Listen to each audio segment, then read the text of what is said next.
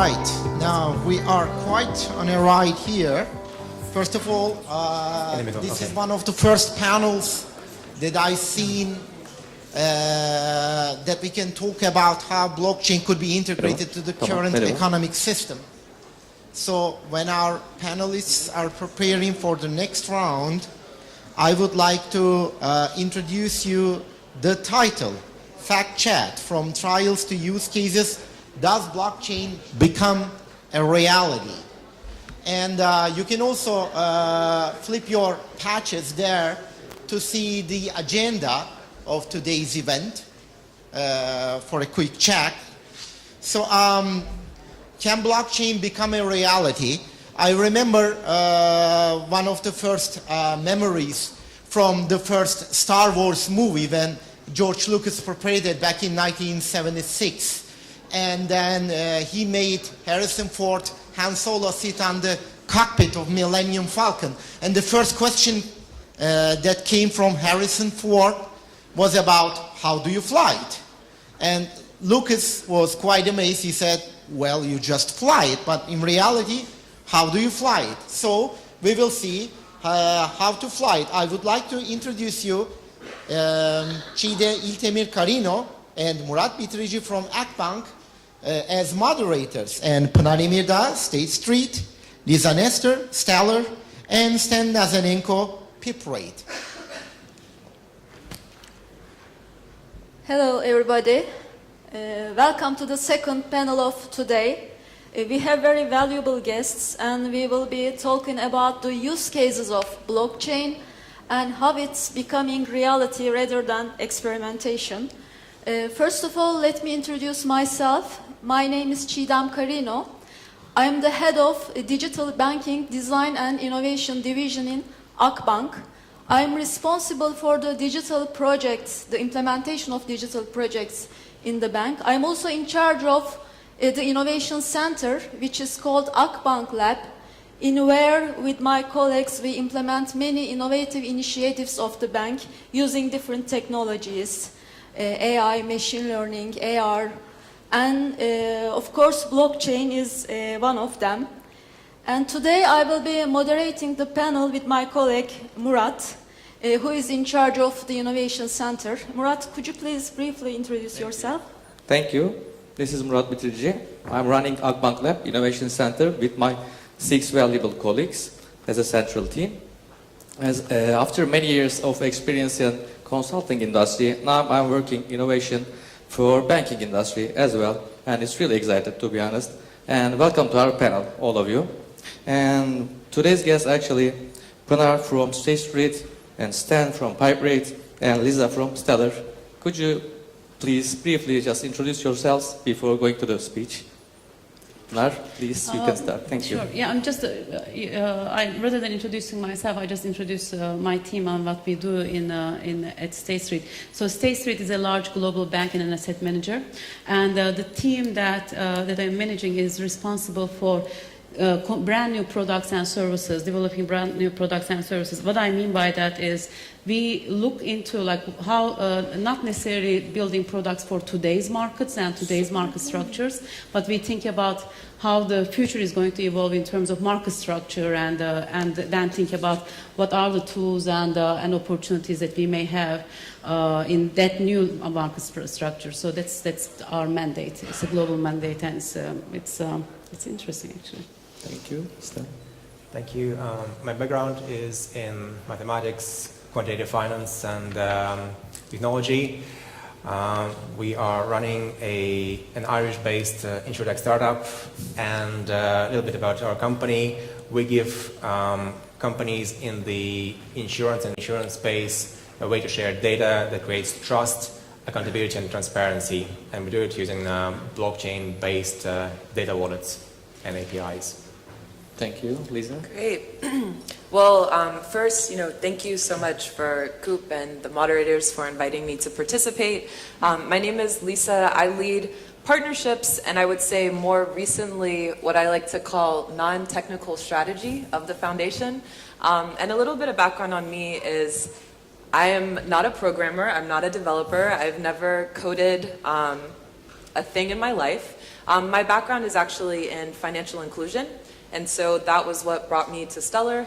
I spent 2 years in Mauritania, West Africa, in a small village, and my major contribution there was developing a 30-member rotating savings and lending association in lack of any formal financial services, which was actually a very profound experience. From there, I went to India, where I lived for about 3 years, researching on the ground different financial inclusion initiatives. So trying to understand, does access to credit, does access to savings, does access to insurance actually impact people's lives, and how does it change behavior? And somehow, again, found my way to Stellar, which is kind of a mission-oriented blockchain platform. So it was a good fit. Thank you. Oh, fantastic experiences. And as we all know that blockchain has already completed the trial phases, and now it's being converted to the real life practices. And this distributed ledger technology has impacts on nearly every sector, like finance, government agencies, insurance, medical, and cybersecurity, crowdfunding, and so on and so on. And my first question is for everybody. Which areas do you believe having the largest potential of blockchain implementations, and how they disrupt the businesses? Lisa, we can start with you. Sure. So, I think that there's a ton of opportunity. I will just speak to some specific use cases in finance, because that's really where our specialization is. So I think, 2 or 3 opportunities that are low-hanging fruit, but also huge opportunities are payments. That was really kind of the bread and butter of how Stellar got started and how it focused, is enabling greater interoperability between currencies in order to make payments faster, much lower cost, and hopefully more readily available to underbanked, both on the kind of small and medium enterprise side as well as individuals. So, we see payments as being both an area where blockchain can have a really large impact, but also as this very fundamental layer for any type of financial use case you want to build on top of that, right? So I think something that Stellar has always believed from the beginning is that Bitcoin was an incredibly powerful and an incredibly important innovation. But if we wanted to take blockchain to the masses, we needed to be able to digitize the assets that people were working with every day. And so that starts with the currencies, the 180 plus currencies that we all use. I want this technology to be something that makes people's lives better. And, anybody who's spent any time in the financial inclusion space knows that, forcing people to accept something like a new currency can be really, really difficult. So payments is kind of fundamentally there. I think other huge opportunities, which we've seen in the last year or two, include issuance of securities and debt or bonds into the blockchain, which helps to free up capital participation in those types of investments, and also allow for lower barriers to entry, right? So suddenly a rural farmer in India being able to request access to a $500 loan and have funding available for that globally and have it kind of executed efficiently. I think there's a ton of potential there.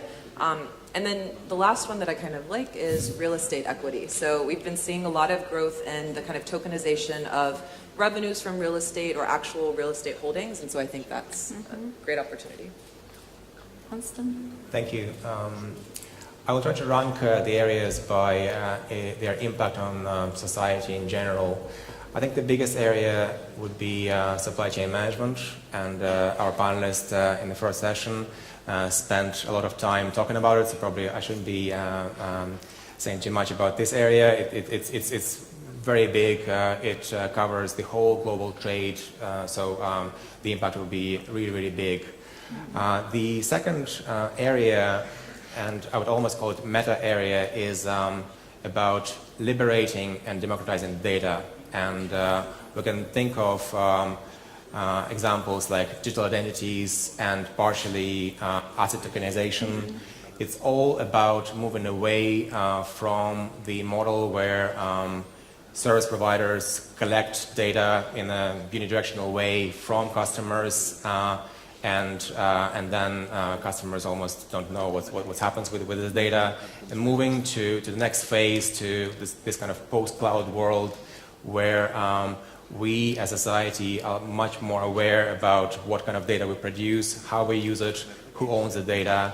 And this opens up a massive amount of opportunities, how the data can be used to build new products, new ways of interaction between the businesses. And of course, this will have quite a large impact on insurance. So my experience is really probably more around financial services, and so I will just stick with that. And even though all the other topics actually are quite relevant as well, I mean, as I said, they're all intrinsic to anything that we're talking about. So in financial services, I think what we are going through is really foundational change in financial services. So anything really that is around new business models and how we can actually potentially look into how we create products, how we distribute products, again, maybe touching on its distribution as well, inclusion. How do we actually do that in a way that's actually really, really better risk managed and very much more control? How do we actually improve the capital markets? How do we raise money in a different way? All these things that actually, the way that financial services have worked so far have been kind of driven by the first generation of technology. Right now, we are actually getting into this next generation of technology, which should really provide us with horizontal layers, more literally ability to really rethink everything that we are doing. So everything that we are looking at is really around not necessarily, and I would say the highest impact is not going to necessarily come from efficiencies first. They should be part of this, but they should be intrinsic to thinking about new business opportunities. So, for example, I mean, if you look at the changing nature of money, is one thing. I mean, all the way from, I mean, again, it's touching on value transfer. You can name these payments even, like in different ways. So you have cryptocurrencies to stable coins to all the way to different type of projects. One of them we are working on, it's called settlement coin. The other one, all the way to central banks looking into issuing their digital currencies. All of these things potentially might have huge impact in the society beyond even how we can think about. The same goes for how you actually raise money, ICOs or crowdfunding, anything in between. How do you actually create new business models for open source projects? I mean, or open source platforms. So all of these things, I think, are going to be the highest impact changes in our society from financial services point of view. Thank you. So my question will be coming up again, financial industry, because as we already see, financial industry seems lead the pack globally when we talk about the areas. So even in Turkey, we see different applications like Istanbul Stock Exchange, Istanbul Clearing Settlement and Custody Bank, Banking Card Center. Also, the banks are leading the blockchain initiatives in Turkey. Is similar to the global position that we see. And Akbank is one of the pioneers. Also, we have been started to work with Ripple for money transfer case as Stellar does. So now I will pop up different individual questions. Each of you, I will start with Pınar. So it's the financial industry question. What do you think that which areas do public and private financial institutions discover and they really invest on? And how does State Street undertake the trend? Okay, so I give you kind of it's literally believe it or not, it's a tough question because I think we're all figuring it out. But there are just very technically, right? So within our organization, we have people who are working on like literally pure DLT implementations. And in fact, I would argue, and I will insist, in fact, is that this is really not about blockchain alone. They are also, in the meantime, working on replatforming everything, the single source of truth. Where it's not only about blockchain. I mean, they're all connected to each other. How do you actually, I mean, like the microservices, the whole digital transformation side of things. That is part of, connected to that, the type of things that we can do internally to think about how we actually are doing our securities lending business with distributed ledgers and so forth are our type of projects that we are working on. So there's some body of work there. Separately, we are actually working on, and I think this is more, this is really our area more. We are looking into, okay, so what do we think the future is going to look like? So we are working on, for example, consortium projects that I mentioned around money and value transfer. We are looking into things that are all kinds of asset-backed tokens, digital assets, the tokenization trends. There are different versions of tokenization trends. How do we map them? How do we unpack them? How do we actually really think about what does it mean to tokenize versus not? And what does it mean from regulations and regulatory point of view, operations point of view? So that's another body of work. And there's also and equally very quite important, probably somewhere in the middle, which is somewhere between business and technology. I don't think they should, any of them should be separated anyway, but just for classification here. So we are actually looking at things around, I don't know, like are some of the standard businesses like transfer agency or some post-trade businesses and so forth, and how they can actually be, as we are replatforming and rethinking them, maybe we should be thinking them in a completely different way. And so that's a little bit more in the middle. So those are that's maybe the type of things we're looking at, and probably a way of explaining hopefully the taxonomy of our approach, if that makes sense. Thank you. Stan? Thank you. Okay, so let me put insurance into perspective. We're like saying that insurance is lagging behind fintech and finance by about 5 years. We have seen it with the adoption of APIs and open interfaces, and it is very interesting for me because I almost can predict the future because we know that these things are coming. Speaking of blockchain, in insurance area, it's very new.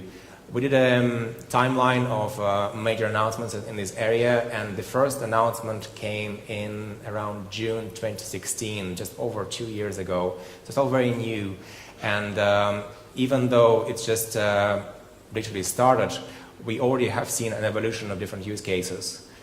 It all started with applications which people familiar with the blockchain world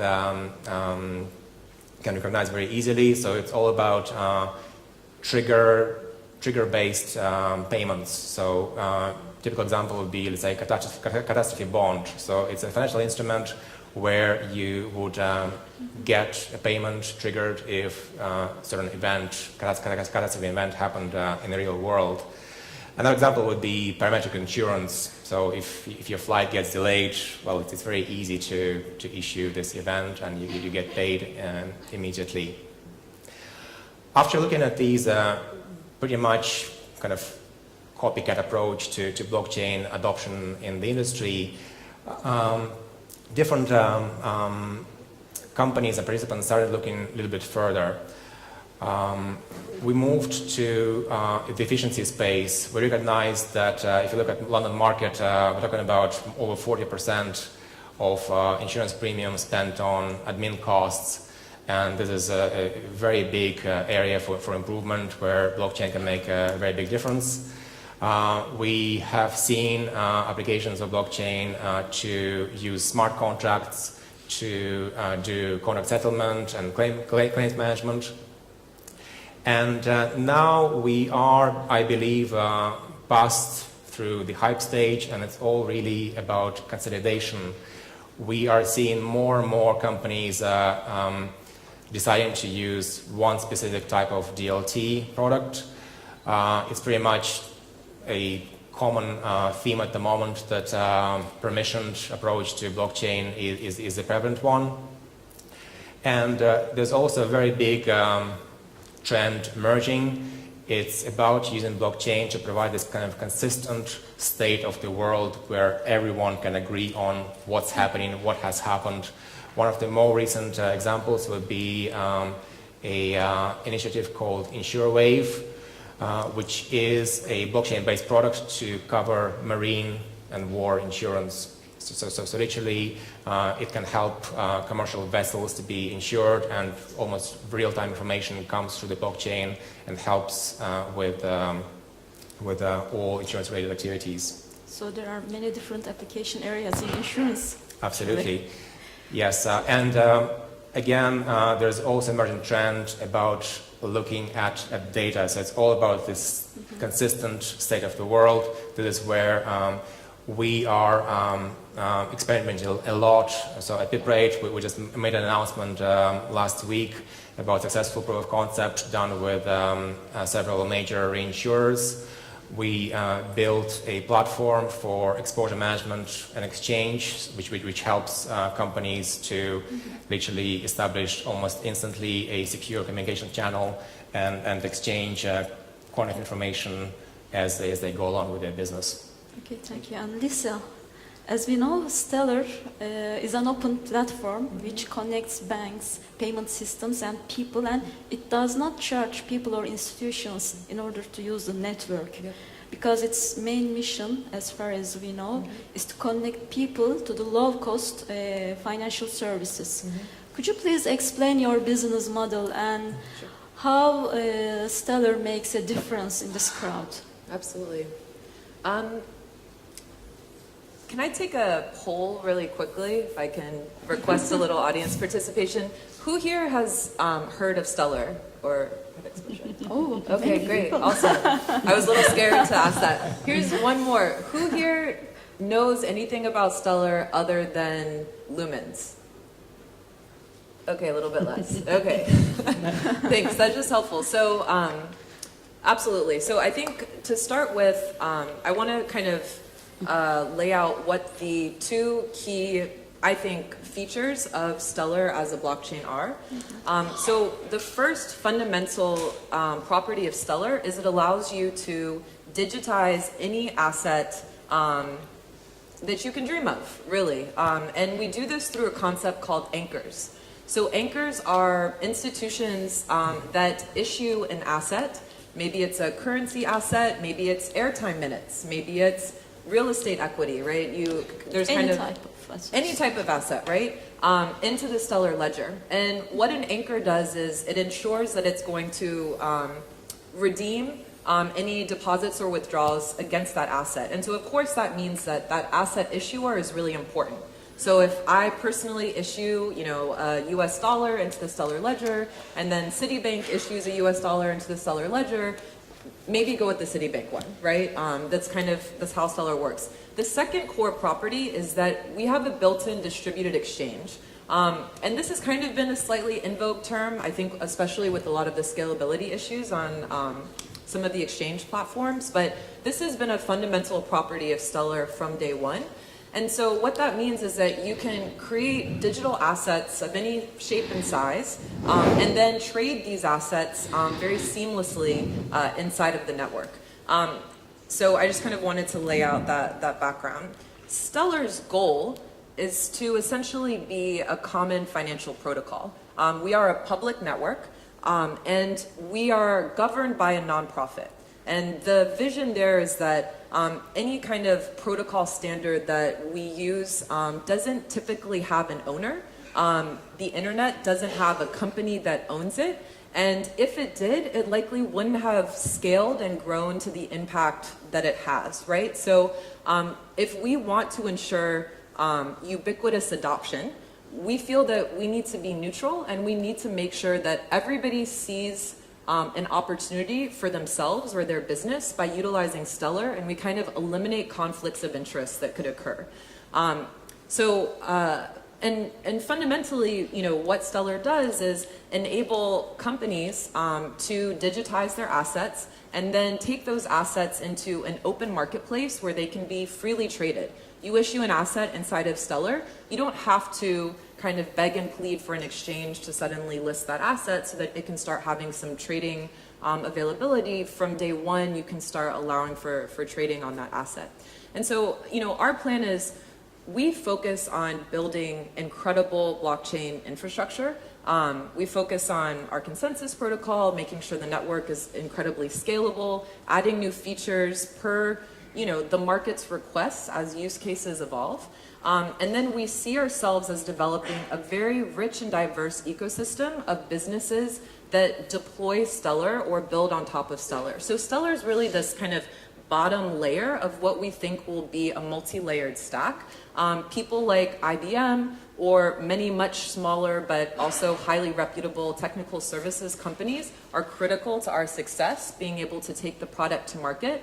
And we think that there's going to continue to be a ton of movement in exchanges being built on top of Stellar, applications, not just wallets, but trading platforms, asset issuance platforms, all being built on top of Stellar.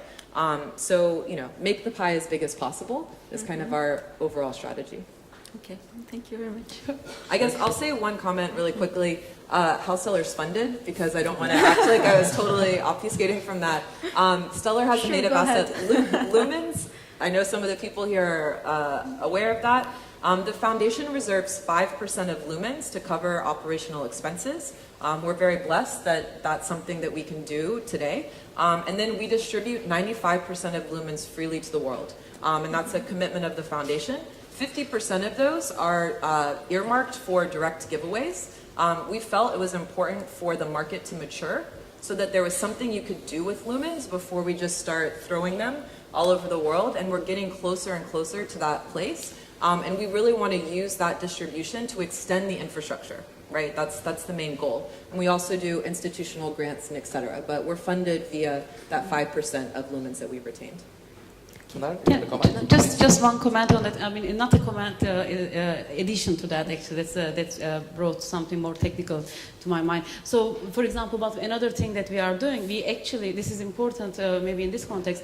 In our organization, we have, we use our internal, this group that I mentioned, who is actually looking at the replatforming and so forth, is using Hyperledger, for example. We have lots of Hyperledger engineers. The reason I'm making this comment is not because it's an Hyperledger Stellar conversation. It's exactly the opposite. In fact, what we do think is that even though there are different, different choices for different things. For example, could be a choice for our internal replatform and architecture, and then it's all the other groups that we talked about. For example, it could be the things that we will connect to or we build could be in any other platform. So the strategy is really twofold. It's our internal replatforming and interoperability with all the new assets and tokens and so forth, or also business opportunities and so forth. This is important because I think that's the only way forward and to think about it, because otherwise it will be really, really unfortunate if we just all think about this in a very one-dimensional way. Yeah. Thank you. I agree with the statement.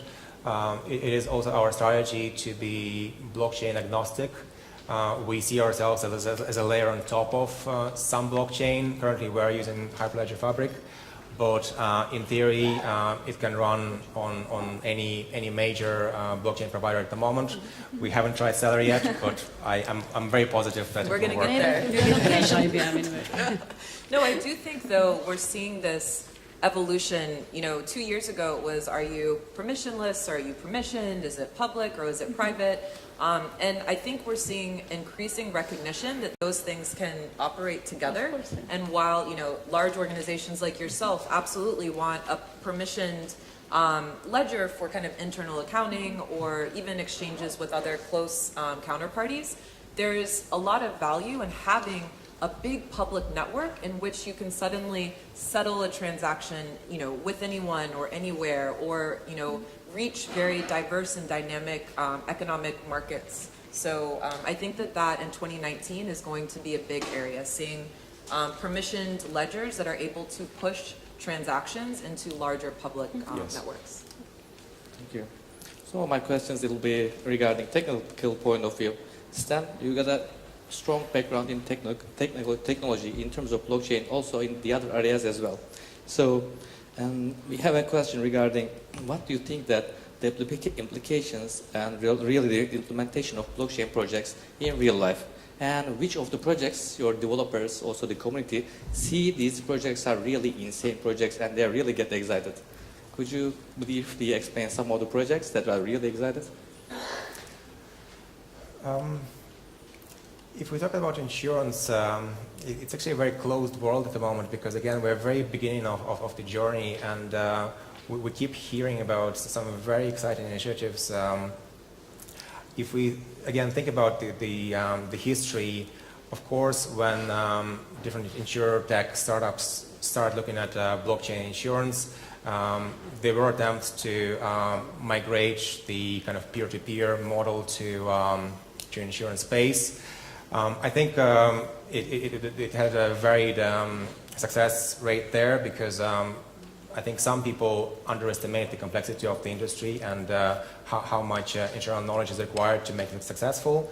However, now we are seeing more and more insurance professionals opening their companies and actually trying to do this kind of work with all their experience in mind.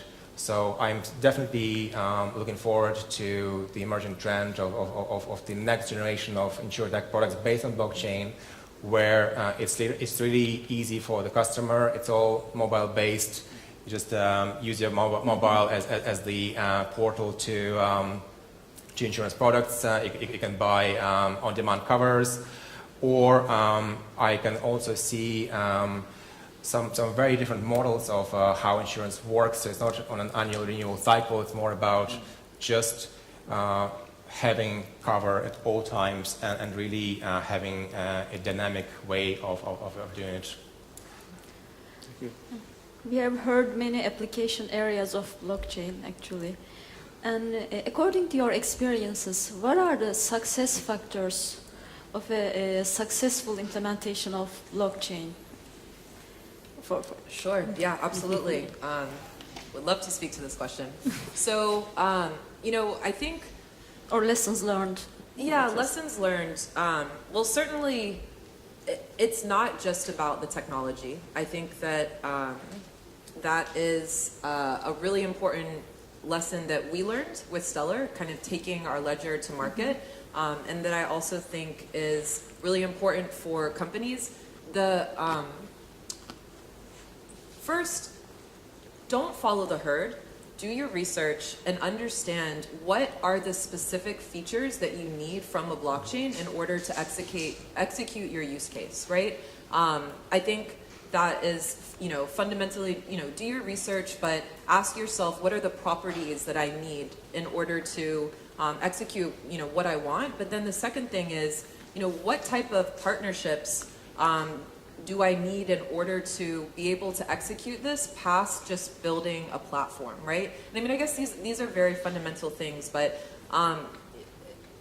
sometimes it, from our experience, has felt that a company will kind of come to Stellar and say, you know, we want to do a project on you, and then we're just supposed to kind of like help them figure out how that's going to happen. And, you know, this is decentralized technology. Like, we want mass adoption, and so it's impossible for us to kind of handhold every single project, right? So pick the right tool for the job, and then understand fundamentally what partnerships you need in order to really kind of take your product to market independent of the blockchain itself. And I think that that's, you know, a good starting point. I also would say that, you know, expertise in your use case is so incredibly valuable. I think there's kind of this myth that in order to be a successful blockchain company, you just need like incredibly smart blockchain developers. And I think that that's totally false. What you need is somebody who has a deep understanding of an industry that you're trying to work in, so that they can articulate what the problem is you need to solve. I think we're really at this point where the industry needs multiple types of intelligence in order to really take the projects forward. So they need to understand the business model behind it, Absolutely, actually, the real need. Sure. In the use case. Yeah, I very much agree with Lisa here. It's very important to start with the use case. So think about a real business problem and then try to answer a question, would blockchain solve this problem or not? When we started back in 2014, we were in exactly this situation where we had a problem to solve, and as a diligent engineer, my first question would be, so what's available in the market which can do it for me so I don't have to do it myself? And this is what was the trigger to get myself introduced to blockchain. I realized, okay, this is exactly the technology which is required to solve this problem, and here we are a few years later solving this problem. To add to the point about partnerships, this is extremely important in the insurance world. It's a comment more from the general insurtech space rather than blockchain. Insurtech is a very vibrant area at the moment, and a lot of things happening over the last decade. Companies, startups quickly realized that without collaboration with the incumbents, with the current players in the field, they will have great trouble being successful. So yes, blockchain can revolutionize many areas, but let's start with collaboration, working with existing players, and then do it step by step. Okay, so I'm not quite sure if we actually learned these lessons yet, because I mentioned perseverance before. I think we're going through that, and but there are, I think, few things which might be a little bit controversial.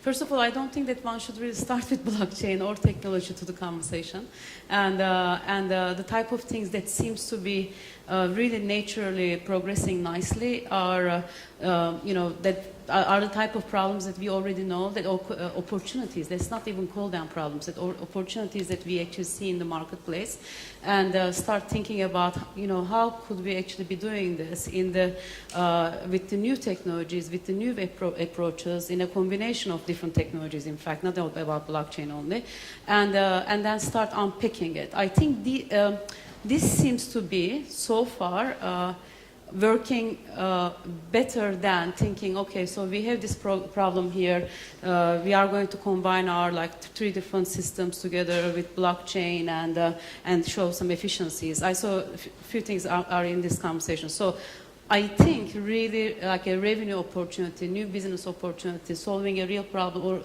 or capturing a real opportunity that actually exists, really seems to be a really good anchor, because these projects could be really hard, and when it comes down to, if you only start with efficiencies, when it comes down to making hard decisions about switching technologies or getting into being perseverant about following through, that cost efficiencies really do not go too far. I think that if we are going to take all this risk, all these try new things, which should be more about new business opportunities, and we need to show people the money.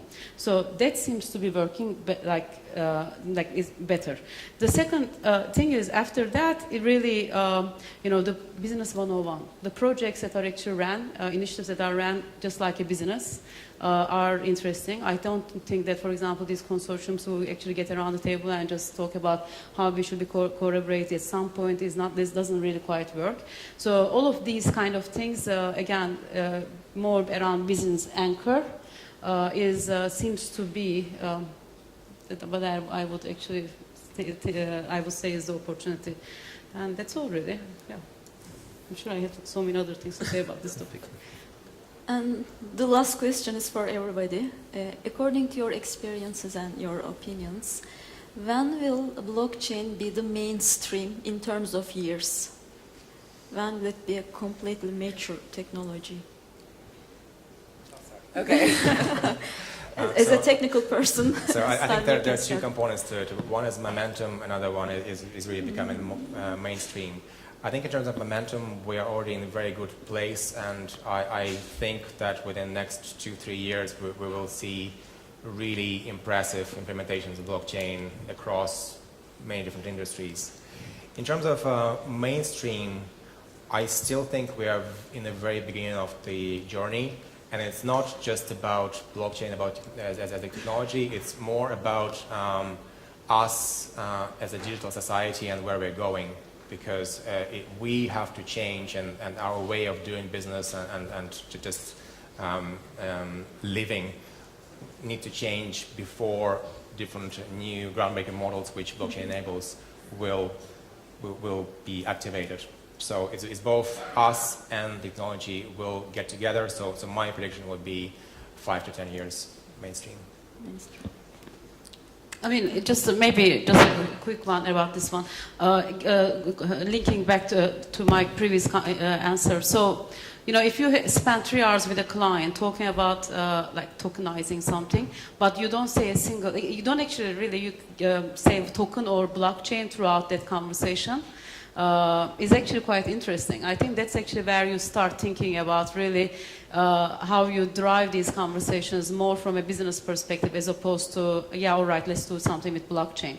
But yet the background of it, and everything that you talked about, is fundamentally is going to be potentially going to be enabled by that. So that's sign of, I think, somewhat getting everything going a bit more mainstream, but we are far a bit away from it. I'm not suggesting that it already is there, but that's the direction of travel. I don't know when it will be norm, I'm not quite sure. I would think somebody mentioned before, I mean, we probably won't be talking about blockchains. Hopefully we will be talking about some cryptographic, like the type of things that we can do with cryptography on blockchains, which by creating a completely new type of market structures intrinsically, but that's a different conversation probably.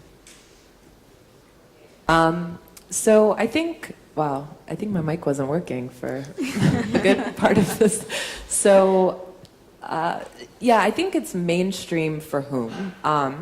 And so I think you can divide this both in terms of use cases as well as kind of geographies or types of financial users and consumers. So, you know, when we think about the financial ecosystem, we actually see it as a bit of a hierarchy where you have institutions that service, you know, I would say kind of informal clients, all the way up to, you know, large multinational banks, which are, you know, servicing huge corporate clients or other banks, you know, et cetera. And I think what we're seeing now is kind of some movement in the middle. So we're not totally at the bottom yet because that's actually really complicated.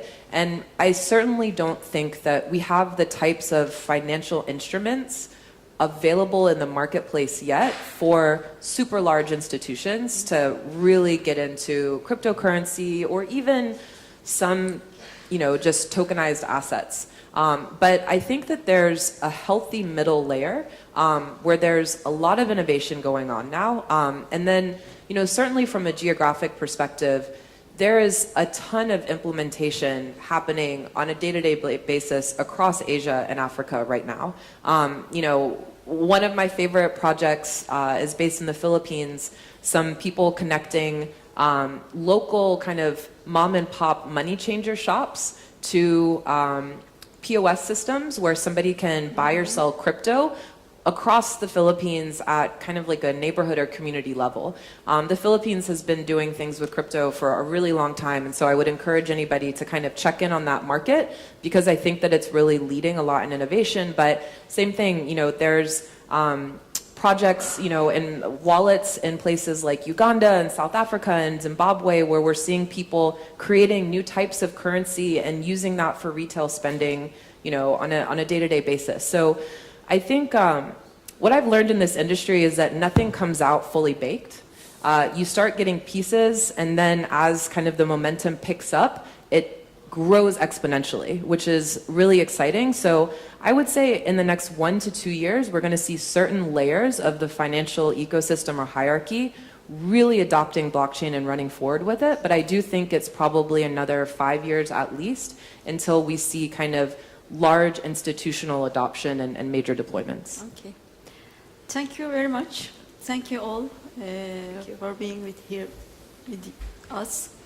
And thanks to the audience. Thank you for your interest. And if you have any questions, we will be happy to answer. There's one over there.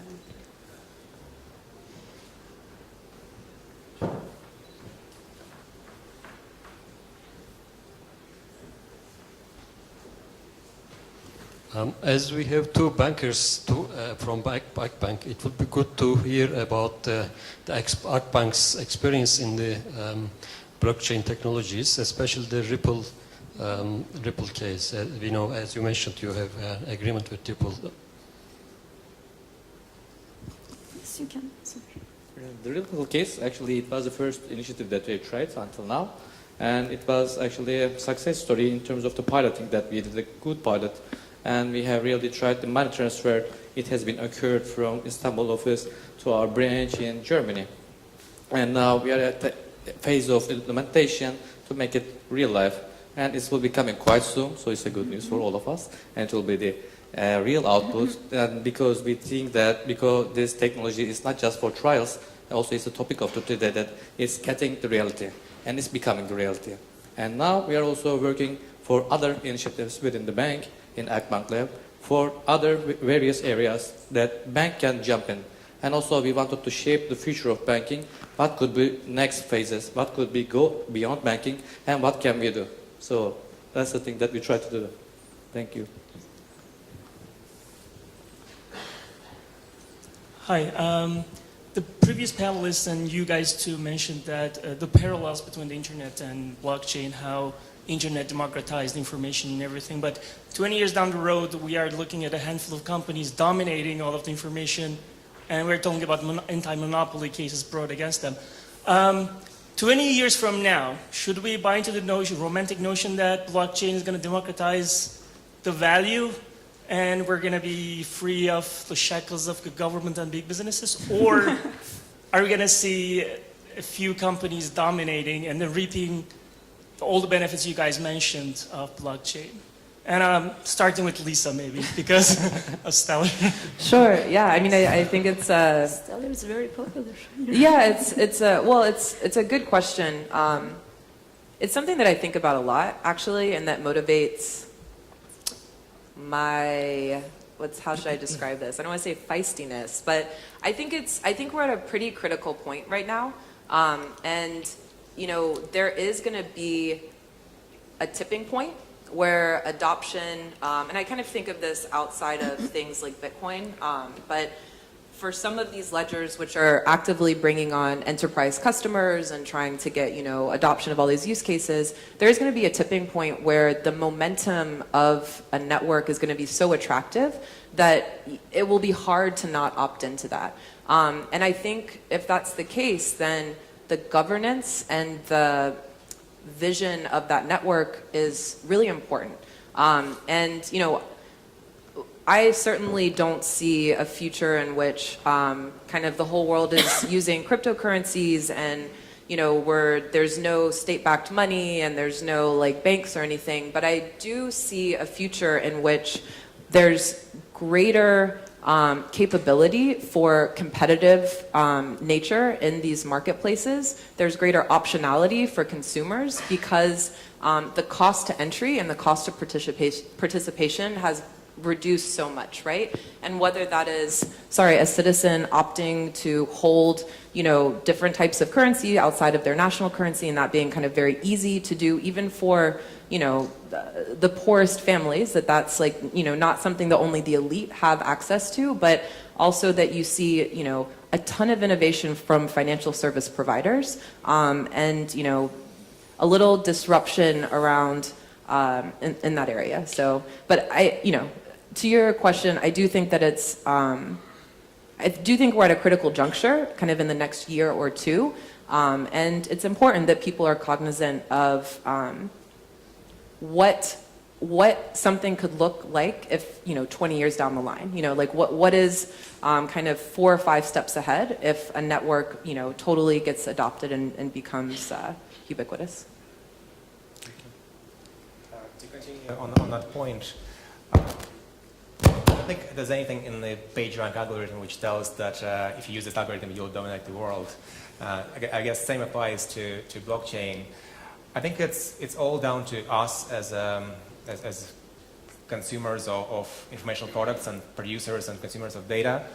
What we are observing recently, the adoption of GDPR and the coming legislation in that area, I think this is a tipping point where more and more governments and citizens are becoming aware of the value of this data and what needs to happen with this data. I think the key here is transparency. If we all knew what happens with the data which somebody monetizes on, we would be able to make a lot more informed decisions whether we are happy with it or not, and blockchain is one of the enablers to this process.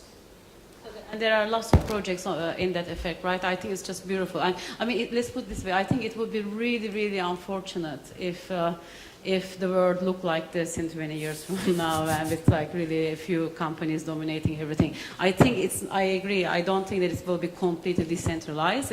I mean, you know, we're talking maybe, I don't know, 20, 100 years, whatever it is, you can't really say. But I think the direction of travel is that we are creating decentralized business models. Our world so far, from capital funding, like raising capital, to corporation structures and so forth, have been always centralized, the way that data is managed. And all of these things, I think we have the opportunity for these things to change. And technology also uniquely enables that. I mean, if you're an entrepreneur and you want to create a company which is a platform and decentralized, and Stella, and let's call it a platform, you can do that. You're actually incentivized to do that, and there is a way to do it. And we are kind of going in the earlier stages, but I think that's the direction of travel. So it would be really unfortunate if we don't really progress that way. Okay. Hello. Hi. Thank you for this great talk, first of all. My question may be more relevant to Stan. It's about insurance and more prediction markets and the need to have a third party for the outcomes of the events, to determine the outcomes of the events, such as known the Oracle problem. And how do you think, is this going to be solved in the future, or is there going to be a fully decentralized way of determining outcomes, which I think is crucial for insurance blockchains, like insurance companies, to progress in the space? Yeah, that's a very good question. I think there is a broad variety of different use cases in insurance and different types of events and claims, and some of them are very easily movable to this Oracle-like model. Others would significantly benefit from more and more trusted data available. To give you some metric, I was talking to some loss adjustment company. They are at the forefront of this whole process of understanding the claims and deciding, basically being an oracle to some degree. And they said that up to 50% of their time is spent on proving that the inputs to this process are actually correct. So this 50% time is just to understand if assets which were mentioned in that claim actually belong to that individual and existed and so on. So you can imagine the amount of savings we can do if we can cut the slack. However, having worked in the industry, I do believe that this is not going to eliminate all the process which is involved in paying claims. A lot of it is based on just the complexity of underlying phenomena and interaction between some natural catastrophe and some I don't know, casino in Florida. It's just very, very complex, and it involves lawyers and all kind of third-party observers. So I don't think we will solve all these cases. Thank you. We're out of time, actually. Yeah, we are out of time. Thank you very much. Thank you. For your attendance. Thank you so much.